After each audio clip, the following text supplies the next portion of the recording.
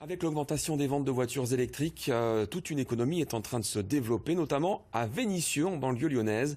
Une entreprise se met sur les rangs pour produire un carbone quasiment pur pour batteries de véhicules électriques, mais avec une fabrication qui respecte l'environnement, à l'inverse de ce qu'on trouve actuellement sur le marché mondial. Béatrice Tardy et Sandy Goldstein. La température monte chez Carbone Savoie. Les nouveaux fours fonctionnent à plein régime pour fabriquer, comme depuis 120 ans, de l'aluminium. Mais bientôt, ils produiront du carbone. Pour les batteries des voitures électriques, et le secret industriel est bien gardé. C'est vrai, j'ai demandé à ce qu'on ne voit pas tout pour pouvoir nous protéger, parce que demain, on sera, je l'espère, leader sur cette technologie-là. Et je ne souhaite pas voir cette technologie partir en Chine.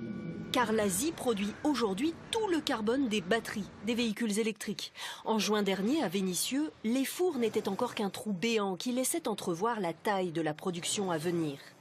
Aujourd'hui, après 1 million d'euros investis dans la recherche et le développement, l'entreprise atteint presque son but, un graphite pur à 96%. Le temps est compté. C'est-à-dire que c'est parti, les véhicules électriques, ça se développe. Donc, et les Chinois ont, j'aimerais dire, entre 5 et 10 ans d'avance. Donc il faut aller très vite. Donc il y a deux choses. On a besoin de l'aide de l'État parce qu'il faut investir. Ce pas des produits qu'on fait actuellement, donc il faut investir. Des sommes qui pour nous sont conséquentes. Et ensuite, on a aussi besoin que l'État s'engage à créer cette filière, on va dire, à minima européenne. On va parler de l'Airbus de l'industrie, où effectivement on favorise une filière éco-responsable européenne pour éviter d'avoir que des produits chinois.